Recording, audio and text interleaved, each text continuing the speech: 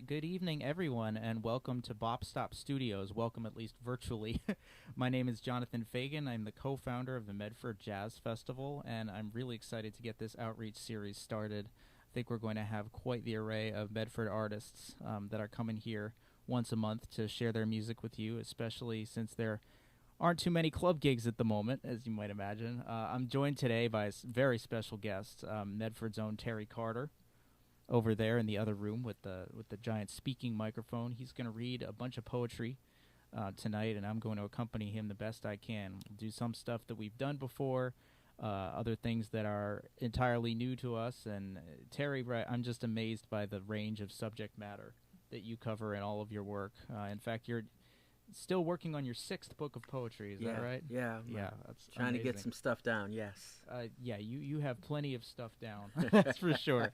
I just bought his fifth volume of work, Brown Skin and the Brave New World, recently, and I've just been going through it, setting some of it to music. And yes. It's just amazing stuff. So check out his website on brownskinpoet.net if you haven't already. And also the Medford Jazz Festival Patreon page, which is how we're going to fund a majority of these concerts. It's a crowdfunding campaign, just a small monthly donation. If we get enough people, we'll be able to do some pretty amazing things with local musicians coming in here once a month and putting together some original music for you. So initiatives like that, I'm feeling like are really the wave of the future in many ways.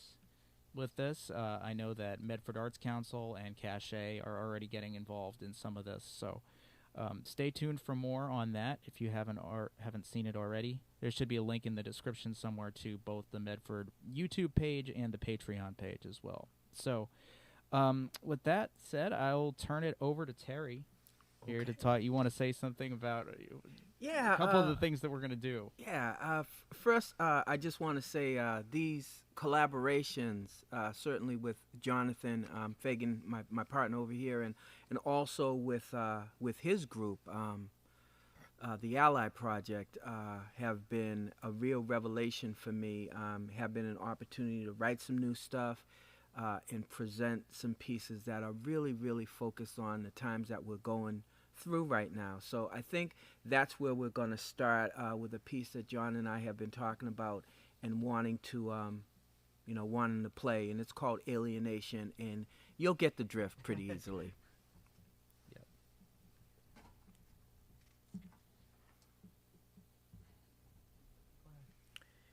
Here is a fence without a gate. You can't get in, you have to wait.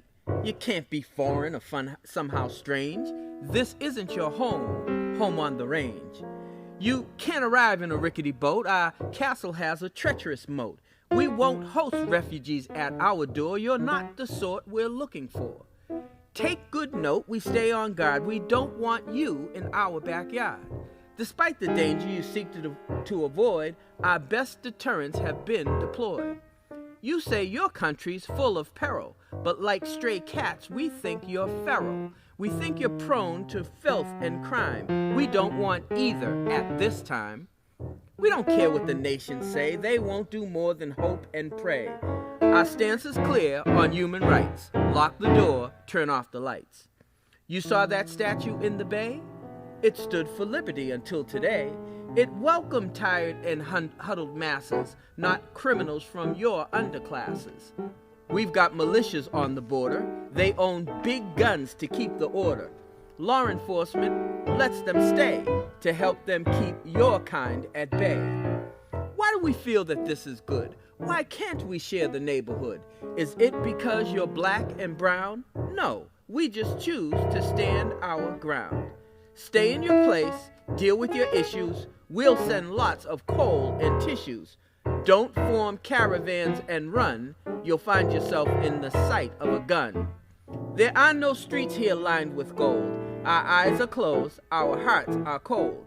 There is no flowing milk and honey. American skies are not that sunny. The fences we build keep aliens out. They serve to keep our faith devout. This land we scheme to make our own, it's ours, you see, and ours alone.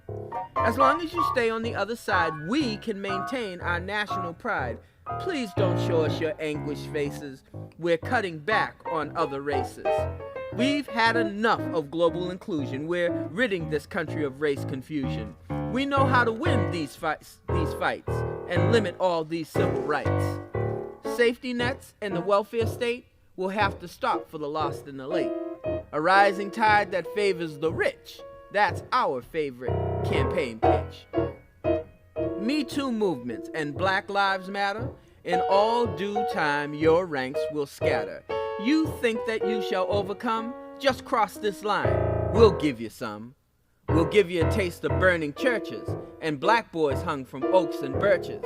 We'll give you a taste of incarceration in prisons.com, the corporate plantation. We're taking this country back to a time when a brown life wasn't worth a dime, except for the way it worked in the field, except for a bushel of crops to yield. We're taking this country back to the day when white meant right in every way, when men of privilege could rape and beat and kill for spite, then lie and cheat. We're taking this homeland back to a season when hooded marauders needed no reason to hunt down folks with rifles and dogs through the lonely woods, the swamps and bogs, when Confederate flags were boldly raised and crosses in the darkness blazed, and the land was full of racial hate served with grits on a breakfast plate. You thought the worm had surely turned, and young black bodies no longer burned. Yet here we are along this way, with the specter of prejudice winning the day. The MAGA caps we wear with pride, they let us know who's on our side. That pointed hood and long white robe, fine clothes for the xenophobe. Perhaps this place that immigrants covet can somehow heal and rise above it. Until that day, our best advice, to call this home, you'll pay a price. You'll pay a price as many misguided embrace the hate their voice provided. His Twitter rants and sound bites full of ethnocentric cock and bull. You'll pay a price as higher walls lead great climbers to greater falls, when fences are the new condition, announcing the refugees' abolition. This isn't our nation's greatest hour, this flexing of white supremacist power. And yet, the season is fully revealing the stain of hatred we've been concealing. So take good note and be on guard of deadly traps around the yard. Our agents are on high alert to keep you foreigners off this dirt. Tolerance is in short supply. We won't let your kind occupy this sacred land our forebears built. We don't subscribe to Anglo guilt. This fence was built without a gate to keep out all who come here late. To all you aliens we don't like strange. No room at the inn in our home on the range. All right. Wow. And it's funny, but it's not. All right, so let's... Yeah, I love the tone that you achieve with some of these, especially pointed ones like this. Yeah. It's just amazing. I should mention, especially in the wake of that one, if you have questions, please feel free to type them in the comment box. I'll be checking it throughout the night. Comments, reactions, thoughts, and really anything, because I'm sure that Terry would love to hear from you. I would too. No doubt, no doubt. So we're going to go in a totally different direction. Jonathan and I have been doing a lot of jazz pieces and loving them. And so we're going to, for our second piece, we're going to do a new piece that we've gotten together on, and it's called Reprise for Naima. And if you're really familiar with jazz and the jazz canon, you know that John Coltrane wrote a piece called Naima that's one of the real classics of, again, the jazz canon. So this is kind of a take on Naima by John Coltrane. He would blow this note in the midnight air. Aloft in the ether it floats out there. Staccato cadence sets a mood of bluesy lyrical attitude. Improvisational mystery like Monk's piano epistrophe or Miles' tone poem in a silent way, and Flanagan's piece at the end of the day. Syncopated in sharp bright tone, a countdown to stardust, a twilight zone. Like a blue train running against the night, setting the pace, then out of sight. With Hartman crooning or bags on vibes, trios, duets, quartets, and tribes. The blues, the ballads, the avant-garde, incredibly gorgeous, impossibly hard. Giant steps move us miles ahead, cooking up bop for Harlem street cred. Melody's hand to the harmony wed, piano's lullaby fresh in the bed. Rhythm rocks where the drummer led, rhythm rolls where the bass man sped. Rhythm birthed what the saxophone bred, rhythm heard what the master said. How could he make the bitter taste sweeter? How could a tortured mind delete her? How could the mellowed scotch be neater? How could the smitten love entreat her? How could the smoke from each cigarette cast blue notes that cast the net, create blue beads of pooling sweat, create blue haze that clouds regret, create blue nights one can't forget? Coltrane's notes are a crystal scale, a velvet scream in the urban travail, a heavenly riff of a love supreme, the pungent whiff of her lover's theme. Coltrane's notes are a cozy romance, the breezy bounce of a bop and a dance, the languid lilt of Stray's lush life, the cadence cut by the artist's knife. Coltrane's notes are a standard refined like gold in a pan or gemstones mined, the sparkling glow of a hopeful dream, hot black coffee with a hint of cream. Coltrane's notes are Naima's reprise, like madness that brings a man to his knees, or sadness that comes when lovers part, the gladness removed from the balladeer's heart. A tight arrangement cuts the gloom. The melody says that love's in bloom. The harmony spirit engulfs the room. The bride says yes to her lyrical groom. The groom and the beat then jump the broom. The kick drum resounds with a sonic womb, and genius is birthed in a soul-filled womb.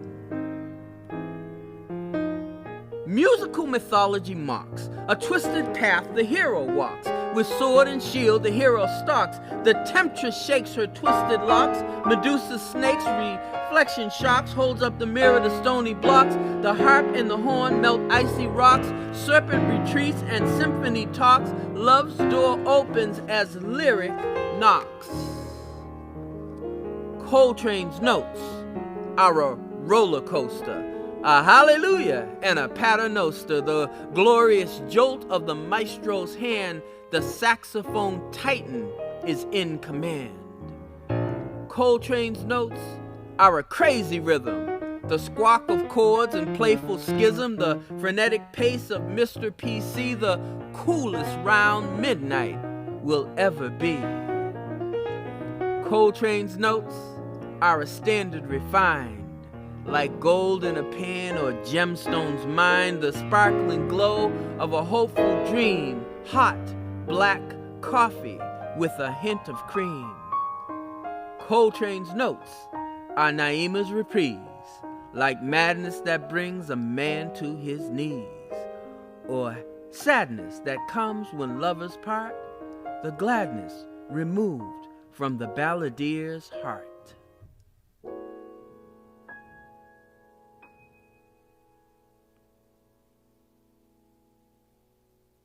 Cool. Beautiful. I love it. I love it. I love it. Yeah.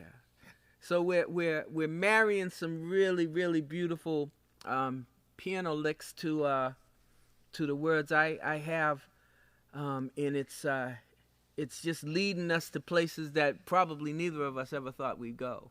Right. Well, I love that one too, because it was even just a passing comment you made after the last time we did it. Just that you felt like this one was your opportunity to improvise a little bit. Yeah. In the same vein as John Coltrane, which just this light bulb went off in my head when you said that, because I never thought about, poets having that kind of improvisational sense. but that way we can kind of work off each other. Yeah. In those moments. Absolutely, absolutely. It's funny because, I write everything down. I'm at that age where I need to be able to read it off the page, and I won't say any more about that. But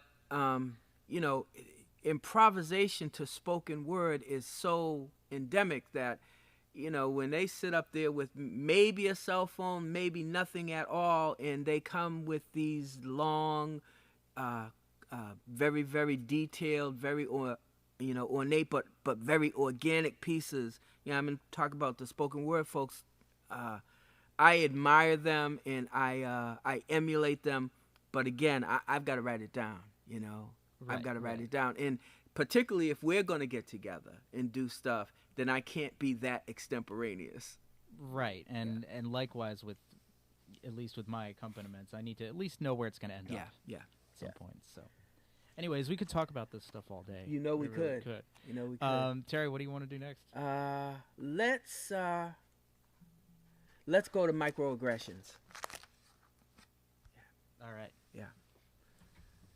So a lot of what Jonathan and I are doing, and I think, part of the reason why he, first got in touch with me to do the first Medford Jazz Festival with him back last year was because of the social justice themes that I kind of traffic in, pretty naturally for me.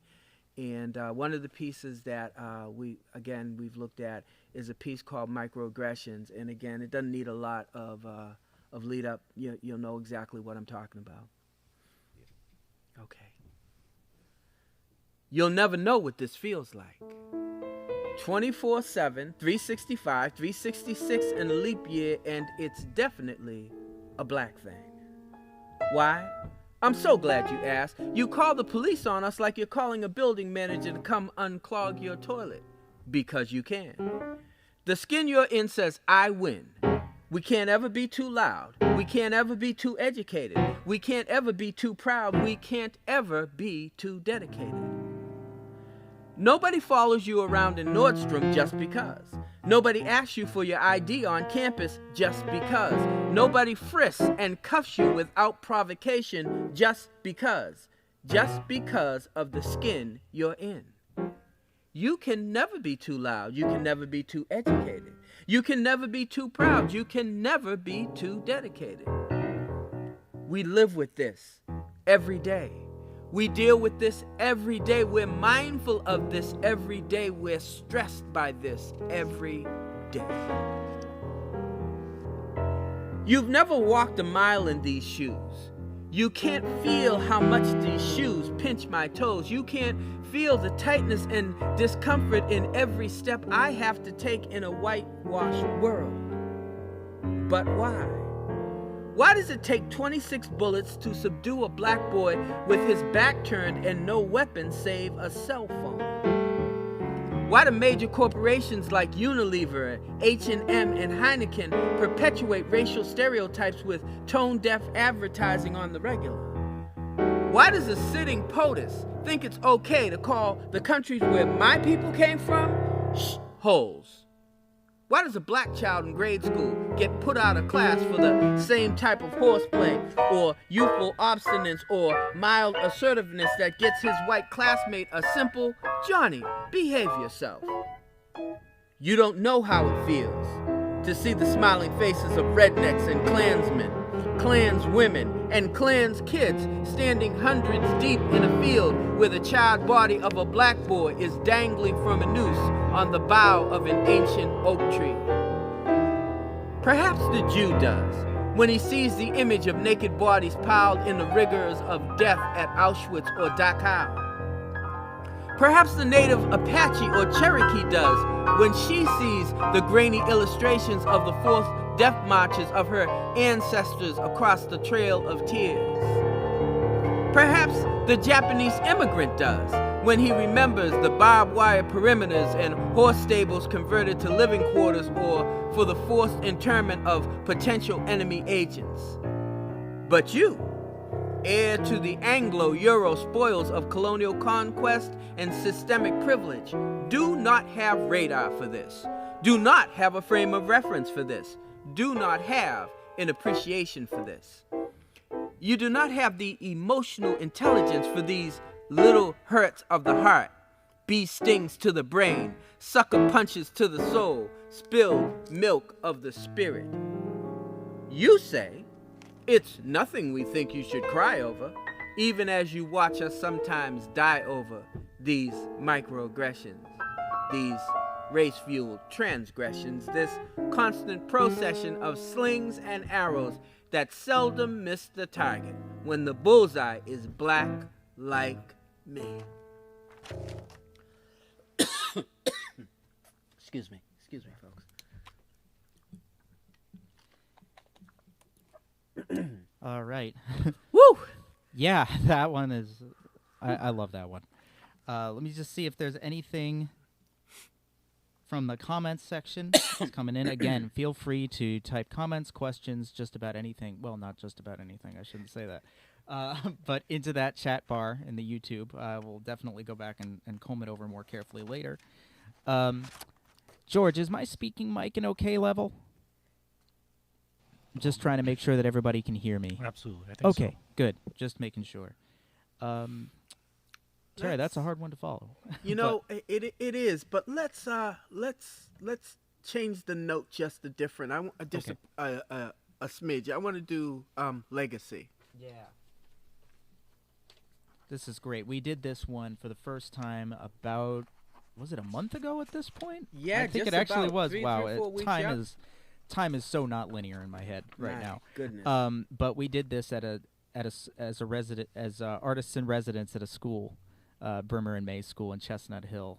Hopefully, a couple of those kids are watching this too. That was the first time, and it was very meaningful, I think, to talk about the idea of legacy in front of a bunch of young people. So we're gonna play this one for you. Let me just get it up here.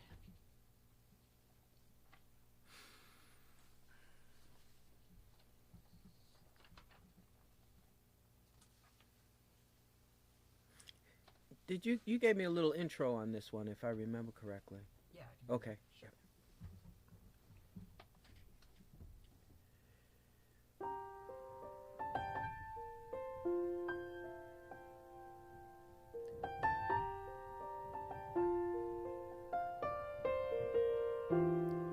It's not for you to tell your own story. That is the burden of your children. They must shoulder this yoke with love and loyalty. And yet, you have not gathered them up and bid them sit before the campfires of their elders. You have not seasoned their meals with the spice of their identity and the savor of their names.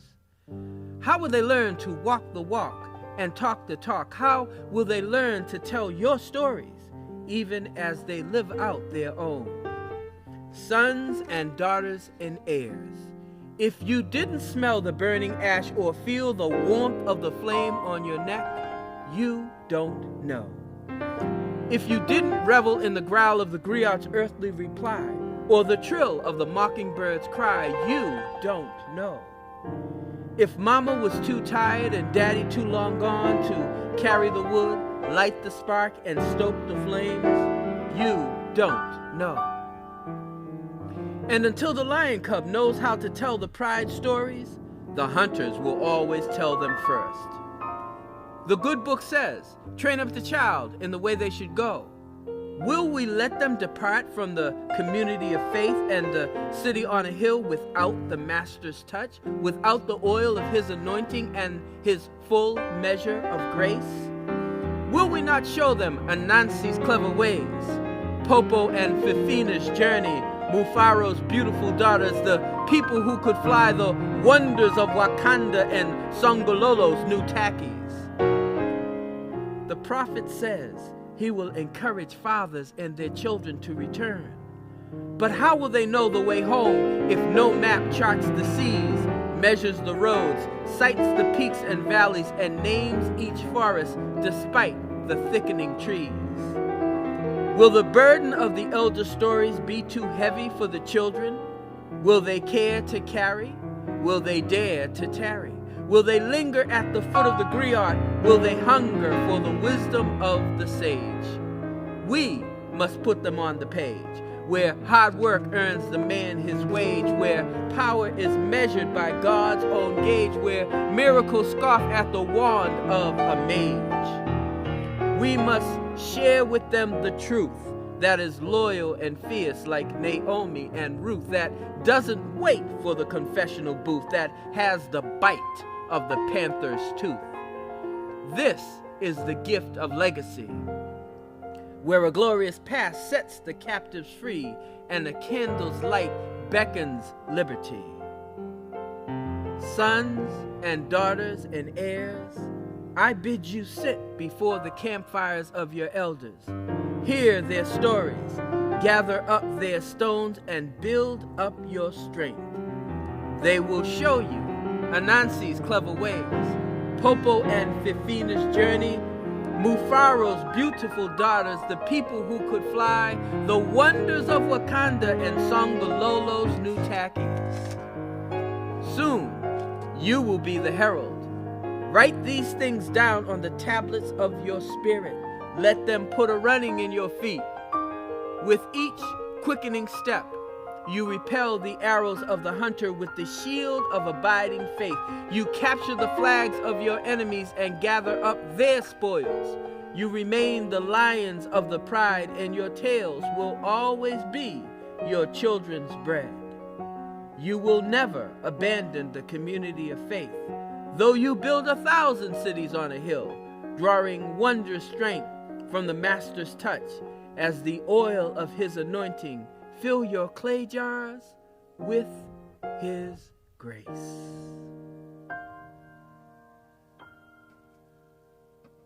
Nice, pretty stuff, John. That's Thanks, pretty stuff. Oh, Like that. great. Another just amazing poem. So much imagery in here. Every time I read through it, I feel like I find something else. Cool. Well, that's the way we like it. That's the way we like it. So, in my neighborhood, in dozens of neighborhoods across the country, you know, change is in the air, and it's been that way for a number of years now. I live in West Medford, Massachusetts, and West Medford is the historically black community of Medford going back to the 1890s, but it's not so anymore. And I was watching a program on television about a couple of guys who go into urban Detroit and renovate houses and then resell them. And, you know, this whole notion of gentrification that's taking place across the country is kind of a hard swallow sometimes, but there's no guarantee in life except for change. And one of the change that's taking place, again, is gentrification, and I wanted to write about it, and I did so a little while back. So this piece is called Gentrified.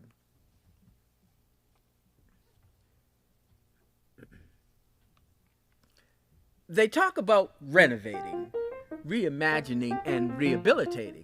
They rave about new visions, new horizons, and new perspectives. They revel in bistros, boutiques, and boulangeries. They fairly skip to the subway stations. They bike on the painted pathways. They Uber and Lyft religiously. Everything's on trend and on point and au pair. They've codified the way they speak about what used to be. Urban blight, eyesores, drug dens, crack houses, tenements, and slums. The ghetto. They've modified the way they speak about what we now see. Makeovers, investment properties, B&Bs, brownstones, townhouses, condos, and co-ops. Everything's vintage, bohemian, artsy, and retro, with creative green spaces and lofted open places. Speculators bought lower than low, patiently waiting for the change, waiting for the junkies to move on, waiting for the squatters to give up, waiting for the black and the brown and the tan to fade. They waited for the graffiti to erode.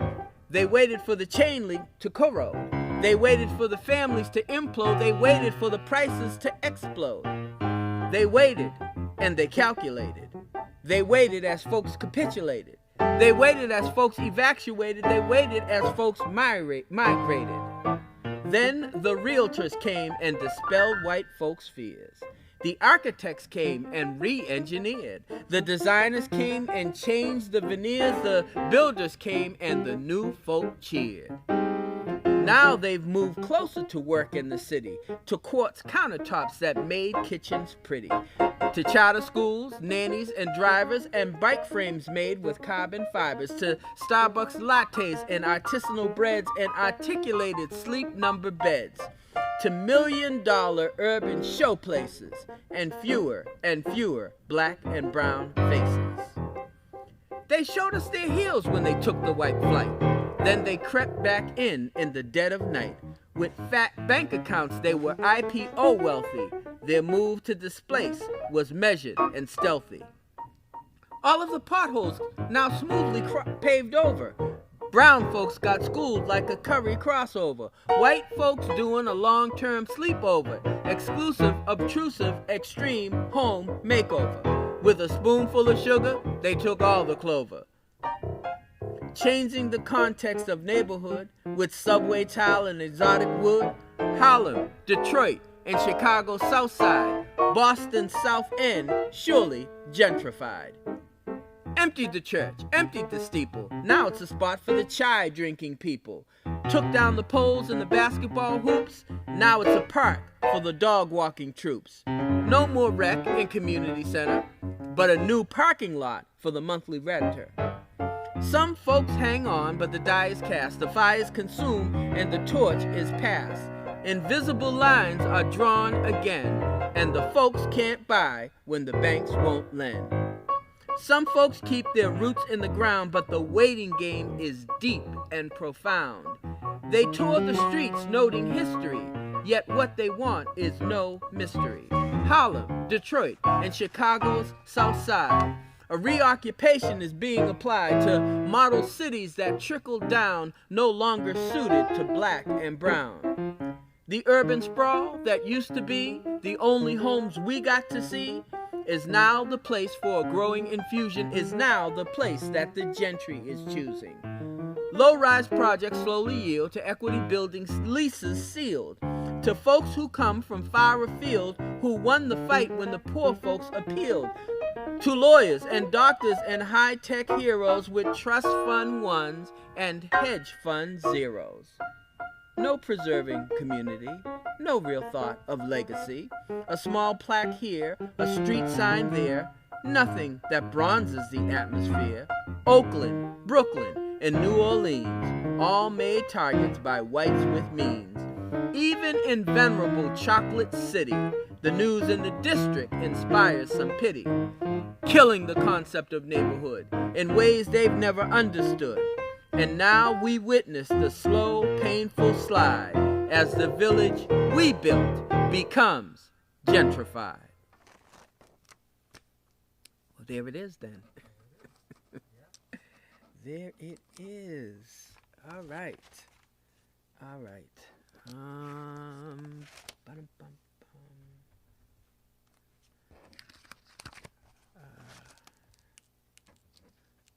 Any other? While we're I think I have to turn my mic on. Okay. Or maybe. Oh, there we go. Thank you, George. Any other questions as we're figuring out what we want to do? Ah, there we go. Cool. Okay, we have two questions. One, can you talk more about your process of working together? That's a good one. And then the next one, where/who do you hope this project will reach? Okay. Both questions that we could again probably talk about all night. But Terry, I'll let you take the first stab at. Well, why don't we do one by one? Because I actually think that we both have an answer from the process standpoint. My process is to write. Yeah. Well, the process of how you come up with some of these poems would also be interesting. Well, I think the poet, and John probably concur on the music side is, you do your best work when you're writing out of the fount of your own experience. Right. So I think that as a poet, what I'm looking to do is I'm coming from places of faith and social justice and history and jazz and all the things that I love and pay attention to are the things that go into my poetry. I'm also what a lot of my friends and family consider a poet of occasion. So, birthdays and weddings and unfortunately funerals and sicknesses and all of those life occurrences that are important to people. I've written poems about, and so I get a lot of that. Now, in terms of what Jonathan and I are doing together, and he might have a slightly different take on it, but basically what it is he's going to say, I've got some music and it's about this, and could you write something about it? Right, that was kind of how we started, wasn't it? That's how we started. And then later it became, well, John, I've written this, and this, and can you take a listen to it, and can you come up with some music for it? So we, when he has ideas about a statement that he wants to make, I want to hear the music. And when I have ideas about a statement that I want to make, he wants to hear the words. So it works out. Right. No, it totally does, and there's no shortage of stuff that Terry has written that would go well with music. Just multitasking and trying to keep up with comments and and think about the question, because that's a deep one. There's so much just going through your volumes of poetry that, I mean, you're so savvy when it comes to music too, and musical references, that a lot of times that you just hand me exactly what you want. Especially with those the jazz themed works. And then on the other side, I would just say that Terry's delivery is very rhythmic and very emotionally poignant, so that usually gives me right off the bat just from reading it through. And you've been gracious enough to send me recordings of reading things, which is just it's a picture is worth 1,000 words situation there, where usually if I can hear the way that he's delivering it, I'll come up with a groove. And then as far as the emotional content, usually I try to let that inform my harmonic and melodic palette. And so, I mean, we've talked a little bit more about our process in various clinics and things, and it's just been fascinating. I usually, I mean, even in what I'm using right now, usually I'm just looking at the poem and a couple of my notes along the side about various themes or textures that I want to introduce at certain times. But, also I love keeping it open-ended and just kind of tapping into that improvisational element. And saying, you know what, if something else happens this time, I'm not bound to anything necessarily that I've done before. And I think that one of the things that's beginning to happen, I think it actually has been happening for a little while now as we played together, is we're really getting that simpatico thing going, where he hears kind of the same things I hear musically for my words. And I kind of can craft words that I know are going to work with the way that you like to play. Yeah. So I'm really thrilled about, kind of a partnership where, I'm not really worried about, is he going to get me? Is he going to feel my flow, whatever. I'm just really thinking about, okay, just go on ahead and write it and give it to him, man. He's going to find some music that'll go with it. Yeah, no, I'm glad that you think about it that way, because which is cool. It really is, it's just having, artists that have any collaboration is just a joint vision of what they want to accomplish together, and just enough tools to do it. Why don't we go ahead and just quickly answer part of that second question, which is just who we're trying to reach with all of this, which I'll let you take the brunt of this one, because you have way more perspective on that than I do, probably. At this point. It's funny. I think we're probably going to say the same thing. Anybody and everybody that loves poetry and music. So anybody that's out there, probably a little bit more, from an adult perspective. I don't write a whole lot of stuff for kids, and although I've been asked to write things for for younger people, and I can do it. But I'm writing about contemporary stuff that's got some weight and got some mass to it. So anybody out there that's thoughtful, certainly I'm writing for the jazz stuff is for the jazz nerds. We love the jazz nerds. We are jazz nerds, Jonathan and I both. We're also writing for the word folks. The people that love literature and that love the spoken word or the written word. And we're writing for people who want to see these themes of social justice be explored from a real, true, and genuine perspective. Absolutely. And I feel like, just to add a little bit to that, that maybe there are audiences that either one of us in our individual work wouldn't reach. but maybe together we're starting to kind of That's cool. pull people together and create a community. And that's the exciting thing about this concert series too, as a whole, that all of a sudden you can look around and say, oh, between all these different arts organizations, between these artists, we're creating something here that hopefully is sustainable into the future. And also just, you know, meeting people that Terry is connected with, and Terry meeting people that I'm connected with, that wouldn't necessarily know about us on our own. But since we're, you know, I think that's the beauty of any collaboration, really, but especially kind of a collaboration between artists of different means or mediums that you're going to get. And, you know, you can think of examples throughout history of how that's happened. And so in some small way, I feel like I'm starting to understand that a little bit better. Well, why don't we've got a lot more, so why don't we let's hit it. So John, let's do this. Let's do the jazz piece, and the melody lingers on. Sure. This is new for both of us. We just, you know, kind of riffed on it a little bit tonight, but it's you know, based on the classic tune "A Night in Tunisia" that's been played by, you know, just about anybody who's anybody in jazz, and also sung to wonderful dramatic effect by Chaka Khan. Oh, really? I didn't know that. Yeah. Chaka Khan's got a version of "A Night in Tunisia" it's pretty incredible. So when you know, get next to YouTube, you know, dial that one up. See, this is what I love about hanging out with Terry in any capacity, is that I mean, I've studied music for pretty much my whole life, but he'll bring up these, you know, these recordings that I've never heard about, even in his poems. So, well, I'm a jazz nerd. It's great. You know, no, it's amazing. And like, you know, when you come out of your, you know, your bibliography, there's going to be all kinds of stuff in there. Not only jazz stuff, but classical stuff that's been made into jazz stuff and all of that. So I'm learning a lot. Yeah, I'm learning a lot, and I love it. So, okay, and the melody lingers on. We're going to do "And the Melody Lingers On."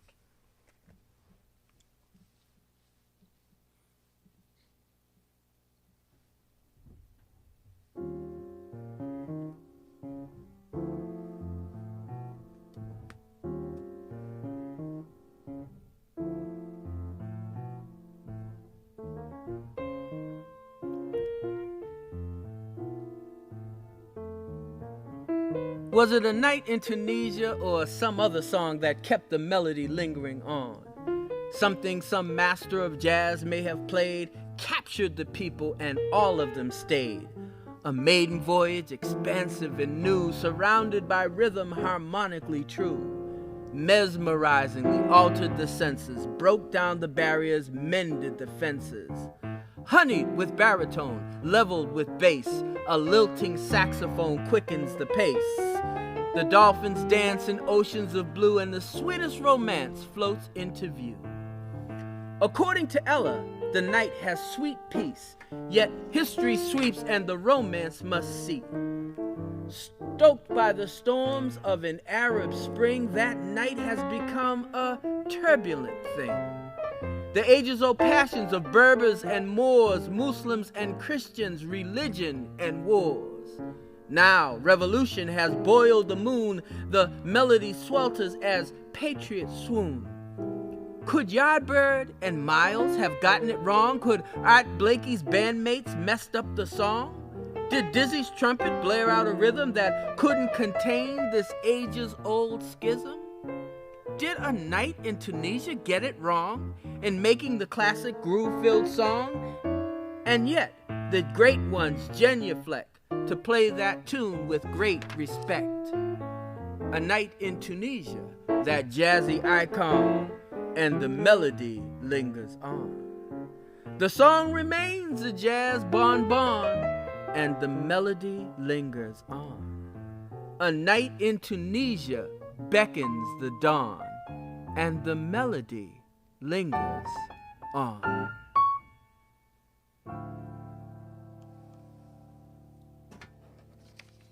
That's a bounce and a bop right there. I love it. I just love it.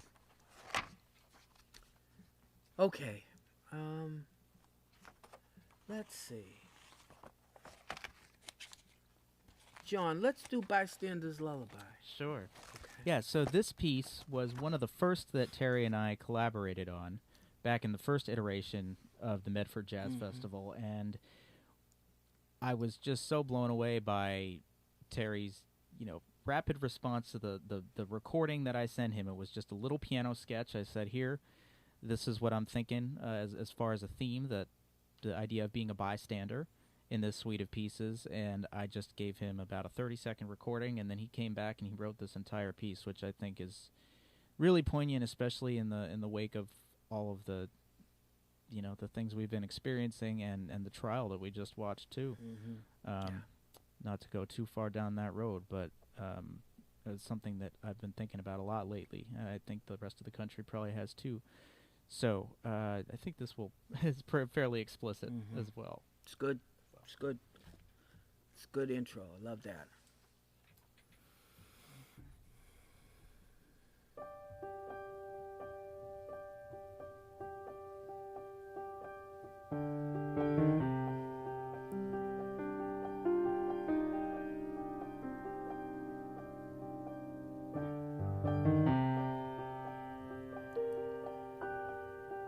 Is it well, my brother, to just stand idly by and watch them kill a black man, to watch him slowly die?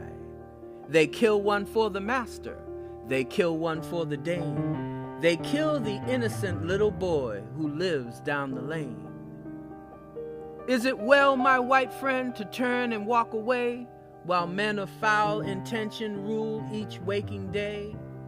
Laws to keep fair treatment blocked, laws to keep the prison stocked, and one law written specially to keep the borders locked. Is it well, fair maidens, to quiet now your voice, to follow in blind silence the clearly evil choice?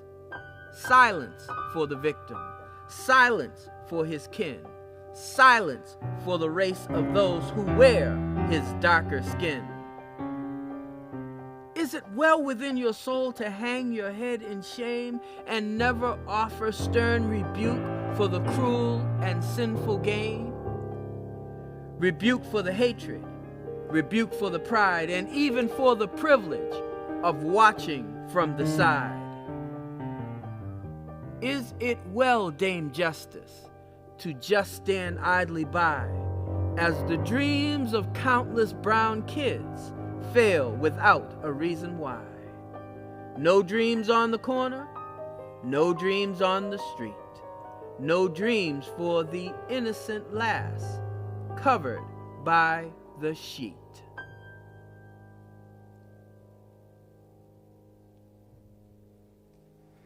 Whew, short but certainly not sweet. Yeah.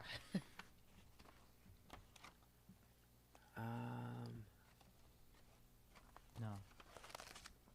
While we're on that, do you want to go ahead and do the Fog of War? Yeah. This was part of a suite of pieces that we did as part of that first annual Medford Jazz Festival, and these two went well together. Yeah. So we'll go ahead and do that. This is a piece that Terry had previously written. These two are a perfect example of how the process can go either way. Absolutely. That one, I'd written some of the music first, and then this one, Terry had written the poem first, and I thought, well, this is perfect. So we'll slide right in, and drafted something and arranged this for a quintet. I think the video is still up on YouTube as well if you want to check that out. And I know Medford Community Media and Medford too. Community Media as well. It's been re-aired a couple times, which makes me feel good that this project is finally getting some attention. Yeah. So it's got legs. No doubt. Yep. No doubt. So I'll just preface this real quickly by saying this is the heavy lifting. Okay.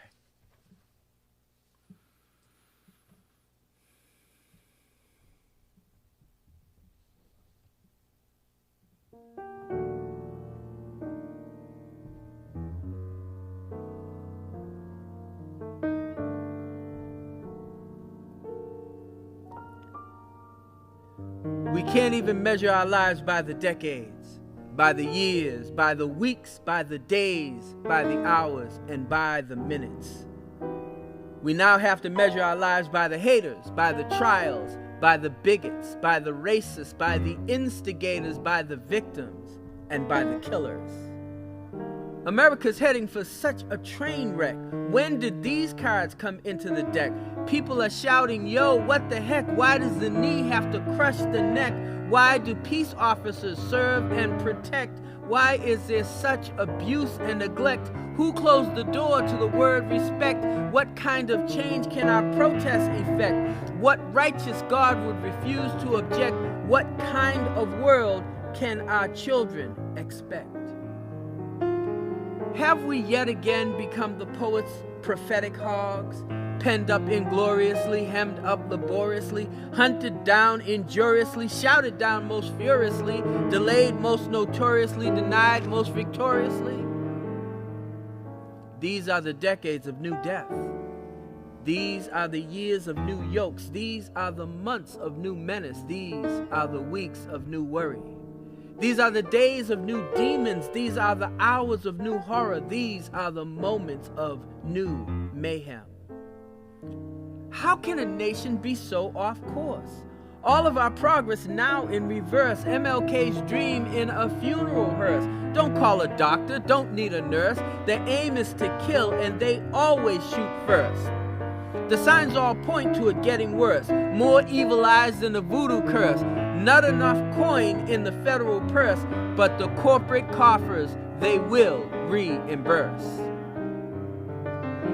You've beckoned your poor and disenfranchised to hate, agitate, and castigate our poor disenfranchised, when they really should be one with us through the fog of the war of your war on the poor. You've bewitched your middle class with envy, scorn, and disgust about our middle class and their so-called entitlements, when in reality your women and your children and your families have benefited far more from government subsidy. You've cheated charity and broken philanthropies in more ways than there are days. Meanwhile, you've churned vast sums of American wealth and tax time dodges toward campaigns of marginalization, suppression, and exclusion. We can't even afford to imagine plowshares and picket fences. We can't even try to envision growing old and comfortable together. We can't even begin to talk legacy and heritage with our children and our children's children. You've so completely enveloped us in the smoke of urban flames and the fog of war. There you stand, race-proud and irritated, ready to shoot at the melanated. Cul-de-sacs are closed and gated, targets are quiet and traps fully baited, military ordnance incorporated, young black lives expiration dated. How are these lives so worthlessly rated, to the killing fields now relegated? Why is our future so painfully rated? Martin's not coming back through that door. We don't have that kind of king anymore, who lowers this ceiling and raises the floor, who pulls down these walls and empowers the poor. How many times must we protest and prove, assemble, invoke, and begin then to move? We find ourselves back in that late 60s groove. Is this a path that can ever be smooth? We can't even measure our lives by the decades, by the years, by the months, by the weeks, by the days, by the hours, or by the minutes. We now have to measure our lives by the militias and the minions, by the instigators and the insurrectionists, by the bump stocks and black talons, by the ones in fatigues and flak jackets, by the ones in riot gear and advancing blue lines, by the ones in wrapped Confederate flags, by the ones in business suits and golf pants, by the ones on Twitter and the dark web. Through the fog of war, we see a different America. A scabrous blight on the amber waves, a purple mountains reduced to rubble, the lady in the harbor cuffed and muzzled, the beacon in the bay gone dark and silent, red blood flowing in the streets, blue lines bracing for the looters and cheats, white cloth cut into peaked hoods and sheets. You've enslaved our people for doleful decades. You've endangered our people for Yankee years. You've entangled our people for monstrous months. You've ensnared our people for woeful weeks. You've encroached on our people for disastrous days. You've envied our people for hateful hours. You've endured our people for measured minutes. You would again consign us to the ash heap of history. You would again declare us 3/5 of a man. You would again make us those hunted hogs. You would again confine us to cabin and field. You would forever fly your banners of disdain over us. You would forever deny our achievements and contributions. You would forever incarcerate and disappear us. You would forever avow that our lives don't matter. These are the decades of new death. These are the years of new yokes. These are the months of new menace. These are the weeks of new worry. These are the days of new demons. These are the hours of new horror. These are the moments of new mayhem. Still, even through the fog of war, we see a different America.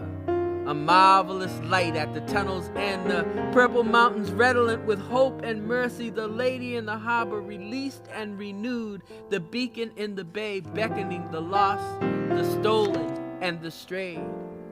Red blood flowing through a unified heart, blue lines embracing a true call to serve and protect, white cloth sewn into choir robes and garments of praise. We will not be cowed. We are not afraid. We will not be silent. We will know our friends and stay beside them. God is on our side. Justice will roll down like waters, righteousness like an ever-flowing stream. If we must die, it will not be as hogs to the slaughter. We, too, are Americans.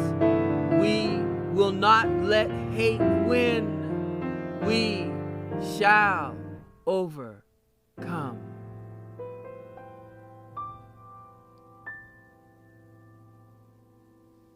All right. Yeah, I like it. I like it. I like it. So yeah, all right. let's... Any other questions as we're going along? Nothing coming in yet. I think we got time for probably one or two more. Okay. Which we probably overplanned this one. Yeah, we did. But that's but good. But there's not too much left. That's true. Actually. Let's do Reprise for Poinciana. Yeah.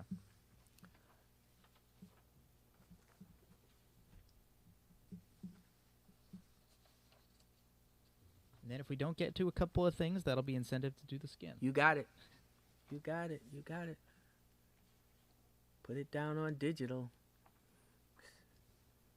There are more musical references in this than I originally realized, and going back through, it's amazing. It's funny.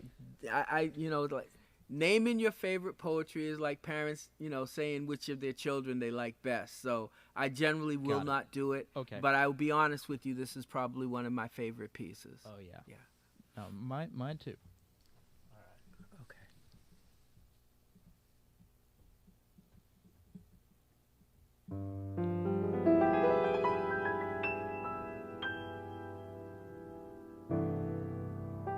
Perfect a fantasy in black and tan between the Savoy Ballroom and a Paris can-can.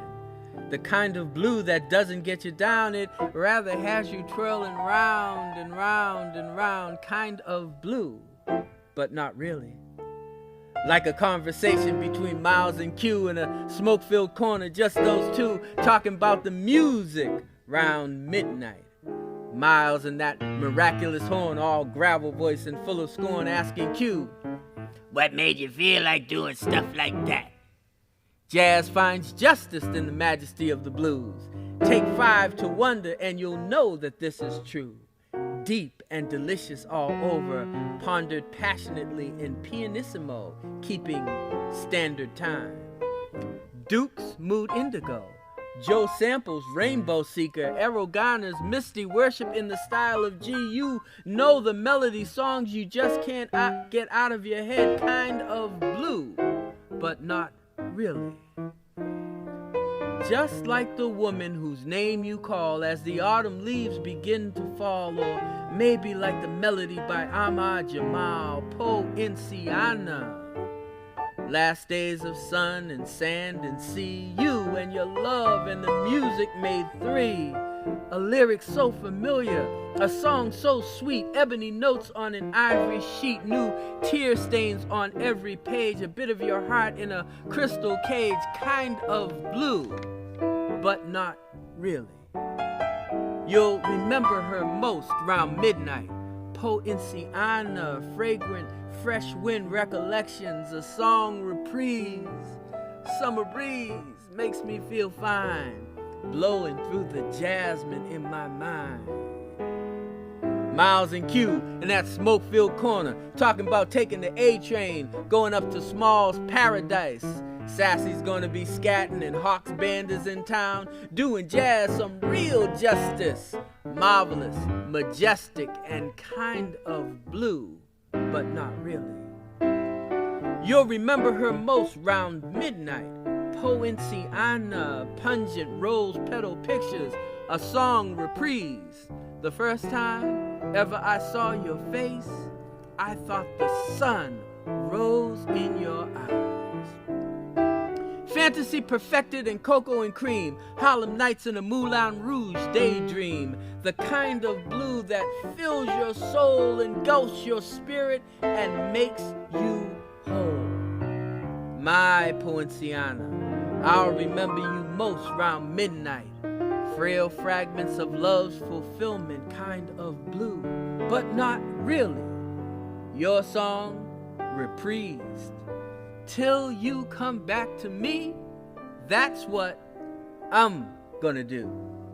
Poinciana, my Poinciana.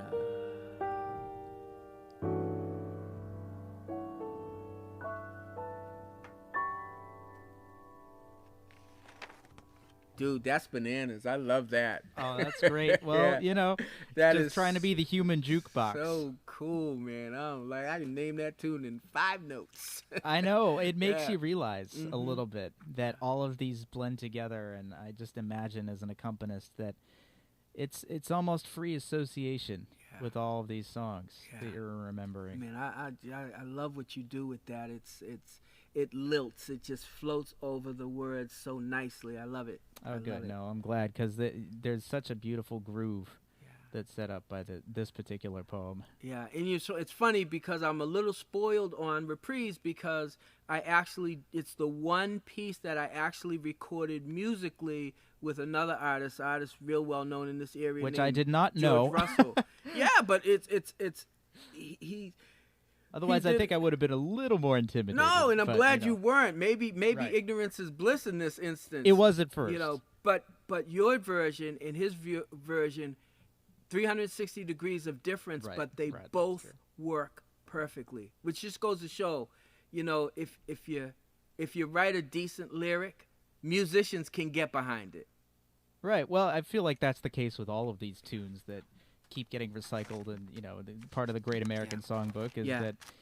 It just thinking about even the Arlington Jazz Festival. Big shout out to Dan Fox for a great job Dan with Fox, that. cool Yeah. guy, man, Oh no yeah. doubt. No, it's great. But just some of the Latin groups that he had in there, doing some of the same compositions that other groups do in a Afro-Cuban style, Yeah. or with a conga player or something. It still totally works. Yeah. So I'd imagine poetry is in a similar vein there. Yeah. Well, we're gonna do Afro Blue at some point.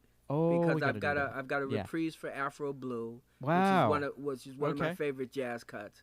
I don't have it here with me, or else we could run by it right now. Okay. Do we have time I for think one we more could piece? do one more. Yeah. Okay, well let's do a shorty. not on Let's a do strict- riding up front. Okay, sounds great. And again, before we just do this last one, just urge you, if you haven't seen it already, please check out the Patreon page that will be supporting this entire series. We're hoping to meet our goal of $200 a month just to get some different groups in here and expand our roster of musicians.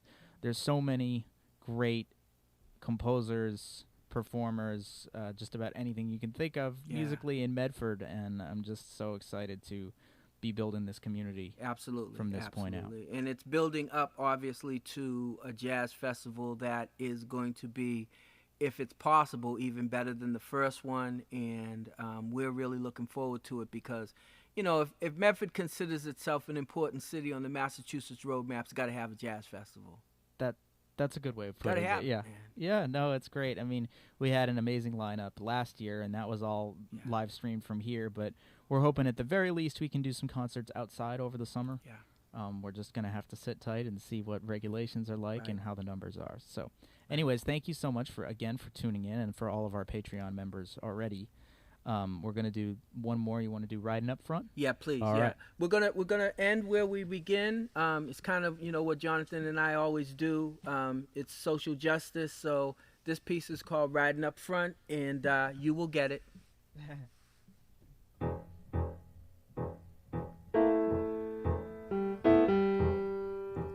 Can't do it. Don't even ask me, Black. It's a bus, but I ain't riding in the back. Young bloods, they ain't got no idea of how long we had to ride in the rear. In the lazy South, American apartheid, the law of the land was stratified. Seats up front unoccupied, yet a pregnant brown girl can't sit and ride. Elders, toddlers, just didn't matter. And don't let them hear no race talk or chatter. Redneck drivers would put us out. But y'all don't know what I'm talking about. Then along came courageous Rosa Parks, tired and weary but full of sparks. Took a seat in the first few rows, seeking not chaos but simple repose. Think them whites heard what she was saying? Hell no, and them crackers for sure wasn't playing. Jailed up Miss Rosa without dignity, commending her acts to our history. But you don't have no gratitude, no pride in self, just attitude. You make your way to the back of the bus, you drink and smoke and holler and cuss. You say it's your prerogative. You say it's just the way you live. You just don't get it. You just don't care. So cavalier, so unaware. But I can't do it. Don't even ask me, Black. It's a bus, but I ain't riding in the back.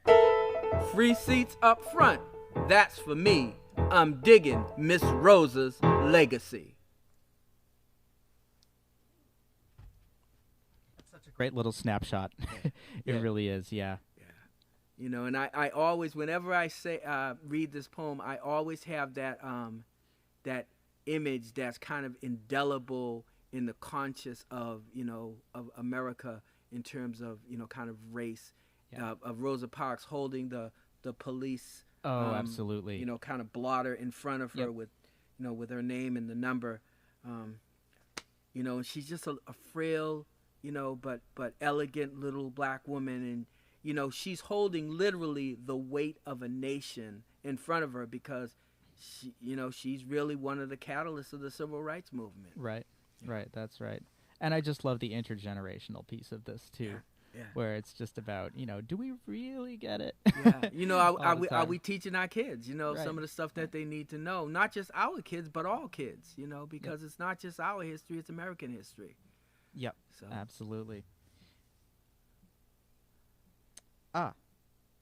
We have one more question. We can get that in. And this is great. I'm seeing a lot of positive comments here, especially about you writing on the fog of war, which is awesome. We have a very a great segue into this next phase of our collaboration. The question is, do we have any recordings? And the answer is just sit tight, and hopefully we will soon.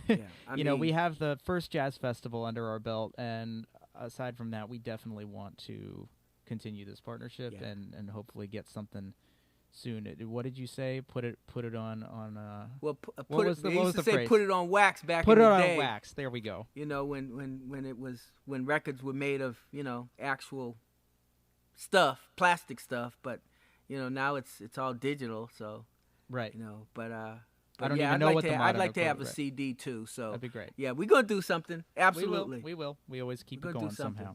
So. Anyways, and thanks, before we have to end the stream for now, we're a little over an hour, thanks especially to George and John there and back on the booth. You guys have gone above and beyond, as always, in just making this space both COVID-friendly and just such high quality production. Absolutely. So stay tuned for more information about next month's series. I'll hopefully, or not next month's series, next month's concert as part of the same series. hopefully get some other local Medford artists in here and keep it going. Yeah, for the foreseeable future. And hit up the Patreon page, because funding these concerts will actually be real good for the city of Medford. I hope so. And that's the recommendation come from Medford's new and first ever poet laureate. There you go. Okay? Oh, yeah. I didn't get to sneak that in there earlier, Terry. No, it's shameless self-promotion. No, it's great, and really big congratulations on that too. Thank it's you a very huge much. honor.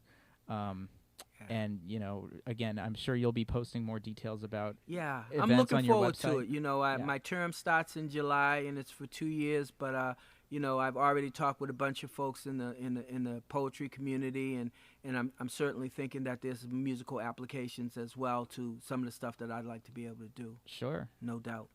Yeah, no, we'll check back on brownskinpoet.net for more information That's the on place. that. So it's great. All right. Well, thank you all so much. Have a great evening, and stay tuned for more. Thank you very much.